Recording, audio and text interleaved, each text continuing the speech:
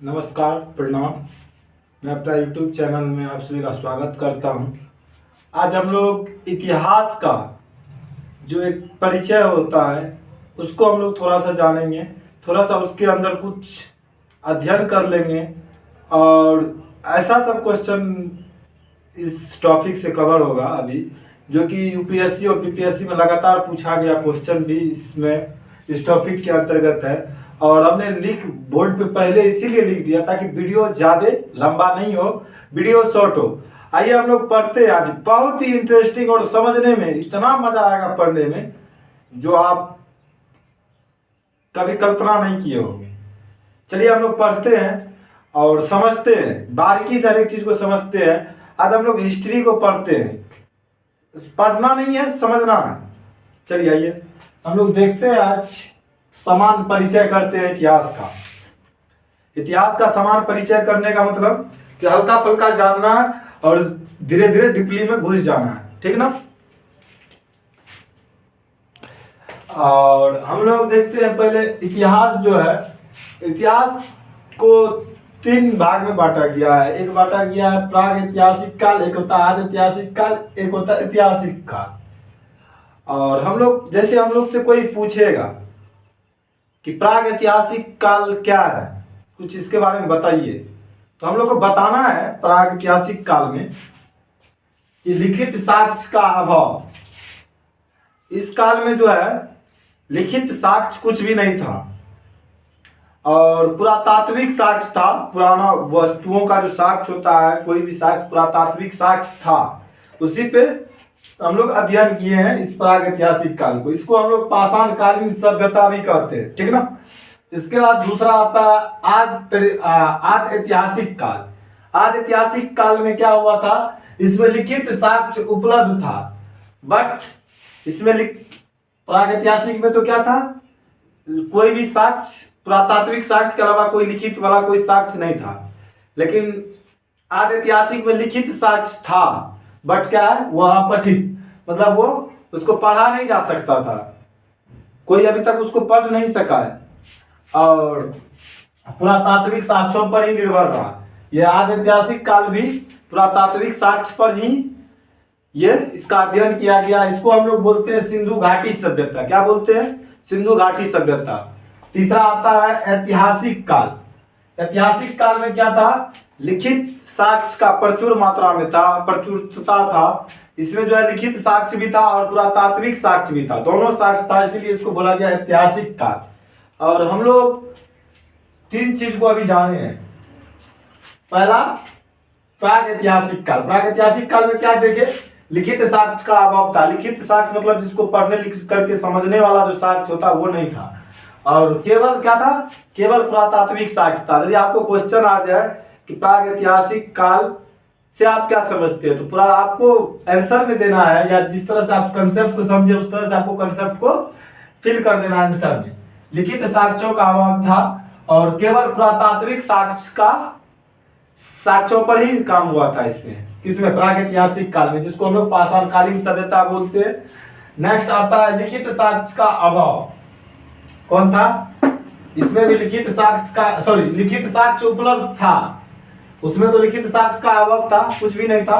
But इसमें आदि ऐतिहासिक काल में लिखित साक्ष्य उपलब्ध था। लिखित मतलब पढ़ने लिखने वाला जो साक्ष्य होता है, जिसको पढ़ लिख करके हम लोग को समझ सकते हैं, वो वाला साक्ष्य था, बट उसको हम लोग पढ़ नहीं सकते थे।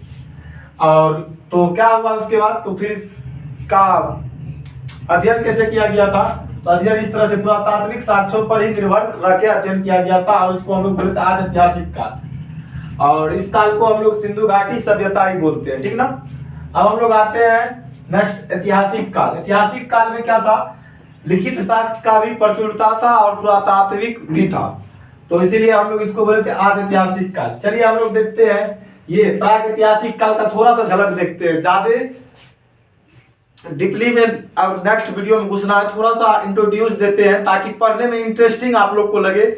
और हम उम्मीद करते बहुत ही अच्छा वीडियो आएगा, और देखना है, पढ़ना है, समझना है, जहाँ गलती हो वो बताना भी है आपको। सारी जिम्मेदारी आप ही की है, हमारा जिम्मेदारी है सिर्फ कुछ जानते हैं उसको इस पे लिख देना है और बोल देना है, समझाना है। और नेक्स्ट जिम्मेदारी आप ही सबका है। तो आइए, प्राग ऐतिहासिक काल को हम लोग बोले थे पाषाण कालीन सभ्यता, इसी के बारे में थोड़ा सा हम लोग जानते हैं। पाषाण काल को 3 भाग में बांटा गया है। पाषाण काल को कितने भाग में? 3 भाग में बांटा गया था। एक आता है पूरा पाषाण काल, सेकेंड आता है मध्य पाषाण काल, थर्ड आता है नव पाषाण काल।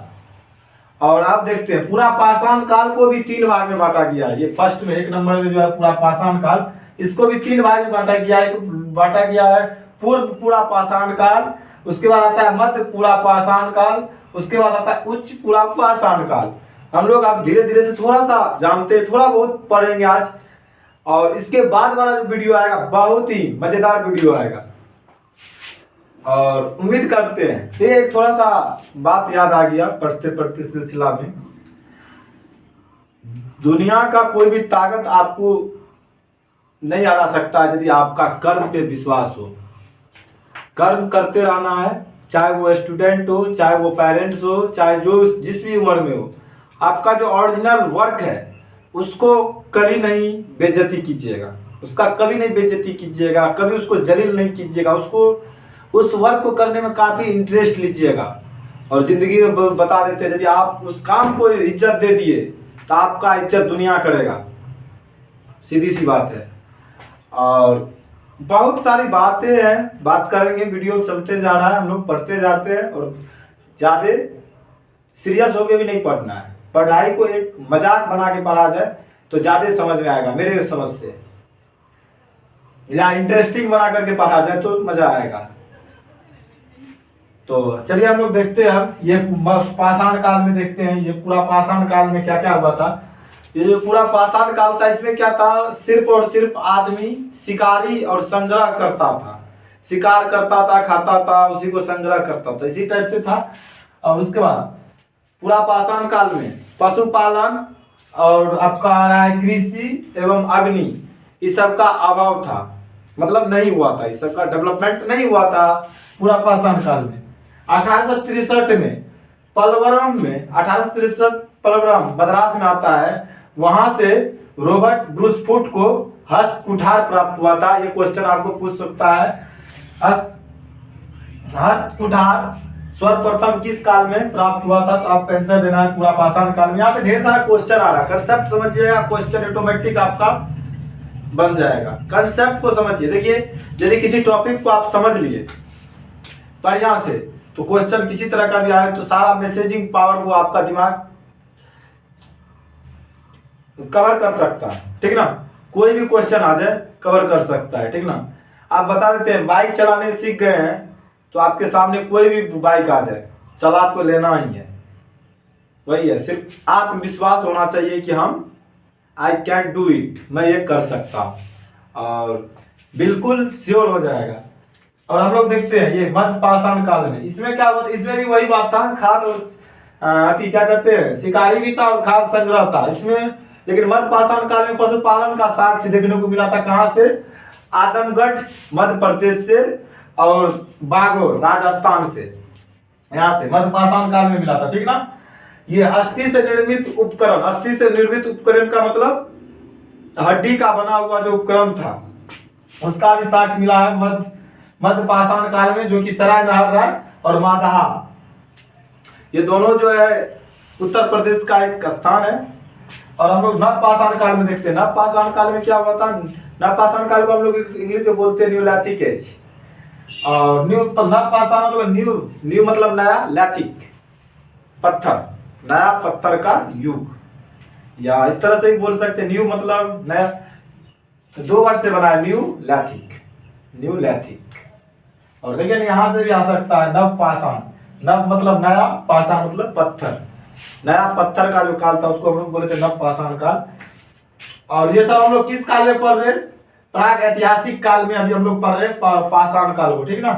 और देखते हैं नव पाषाण काल में क्या मिला था। नव पाषाण काल में लोहरा देव से चावल का प्राचीनतम साक्ष्य मिला था। चावल का जो प्राचीनतम साक्ष्य आपसे पूछेगा नव पाषाण काल में कहाँ से मिला था, तो आंसर लोहरा देव। और मेहरगढ़ से गेहूं का प्राचीनतम साक्ष्य किस काल में, तो नव पाषाण काल में। नव पाषाण काल में गेहूं का प्राचीनतम साक्ष्य कहाँ से मिला, तो मेहरगढ़। और कृषि एवं पशुपालन का साक्ष्य कहाँ से मिला, तो गुपकराल कृषि एवं पशुपालन, कृषि एवं पशुपालन का साक्ष्य गुपकराल से। और देखते हैं इसमें बुर्जहोम से क्या मिला था। बुर्जहोम कश्मीर का जगह है, और इसका जो खोज किया था शायद बुर्जहोम का डी टिटरसन और ऐसे कुछ था, भूल रहे हैं। तो इसका जो है यहाँ पे जो है बुर्जहोम से मानव व कुत्ता को एक साथ अपनाने का साक्ष्य मिला था। और गर्त आवास, गर्त आवास का मतलब हुआ धरती के नीचे जो होता है ना, आप लोग जानवर को देखते होंगे गांव घर में, कुत्ता सबको खोद खोद करके उसमें बैठता है, उसी तरह से जानवर भी छिपता था या शिकार, बहुत सारा कंसेप्ट है, बस इतना ही जानना है कंसेप्ट को। और राख का टीले ये मिला था संगम कल्लू से, ठीक ना। अब हम लोग देखते हैं ये पूरा पाषाण काल को जो 3 भाग में बांटे थे, ये पूरा पाषाण काल को, इसको हम लोग देखते हैं फिर से।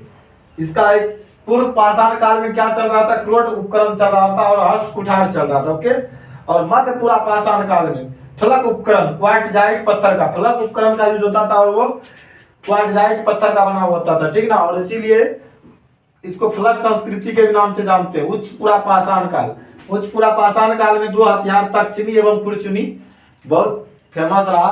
तो इस हमको लगता है, उम्मीद लगता है कि आप सारे कंसेप्ट को समझ पाए होंगे।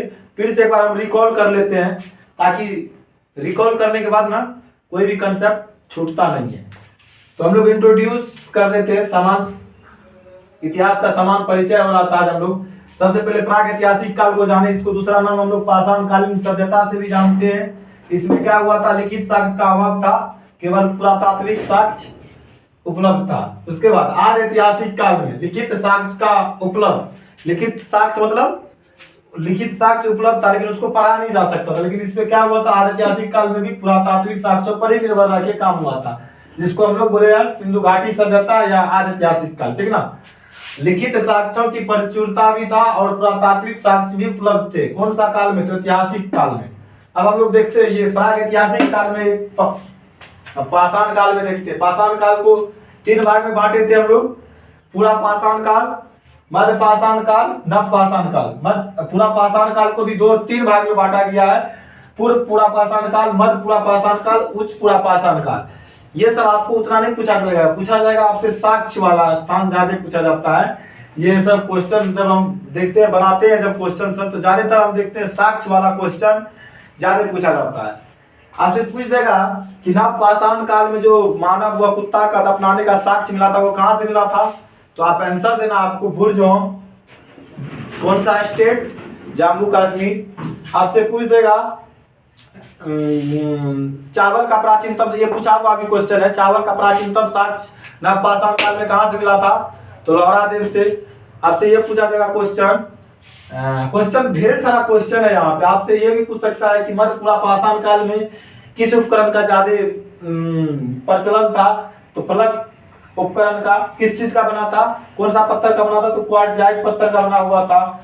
आपसे ये भी क्वेश्चन पूछ सकता है तक्षणी एवं खुरचुनी कौन सा काल का उपकरण है, तो उच्च पूरा पाषाण काल का। उच्च पूरा पाषाण काल किसके अंतर्गत आएगा, पूरा पाषाण काल के अंतर्गत। पूरा पाषाण काल 3 भाग में बांटा गया है, पूर्व पाषाण काल, पूर्व पूरा पाषाण काल, मध्य पूरा पाषाण काल, उच्च पूरा पाषाण काल। हमको लग रहा है पूरा कंसेप्ट को आज समझ पाए होंगे। और इसके बाद क्वेश्चन सब ढेर सारा क्वेश्चन है, सॉल्यूशन होगा और हर एक टॉपिक पे पढ़ेंगे। मेरा आने वाला वीडियो आ रहा है करंट अफेयर्स का, उसमें जितना भी एग्जाम, लेटेस्ट एग्जाम में पूछा गया क्वेश्चन है, सारा को उसमें इन्वॉल्व करके एक वीडियो बनेगा। और आप लोग का एक देखिए, यदि मेरा मेहनत यदि लग रहा है कहीं ना कहीं वाकई मेहनत कर रहा है, अटली मेहनत कर रहा है, तो आप लोग उस मेहनत का कुछ ना कुछ तो प्राइज दीजिए, कुछ तो उपहार दीजिए। उपहार में समझ ही रहे हैं क्या होना चाहिए। चलिए मिलते हैं नेक्स्ट अगली वीडियो में हम लोग, और इसी उत्साह के साथ। बहुत सारे बातें हैं आपको, देखिए आप किसी से पॉजिटिव होइए, बट अपना भी सेल्फ पॉजिटिव होने का भी 5-10 प्लानिंग रखिए कि हमको मान लीजिए कोई डिमोटिवेट कर दिया तो हम कैसे पॉजिटिव होंगे। और ढेर सारी बात है, ठीक है। मिलते हैं अगली वीडियो में। थैंक यू, नमस्कार।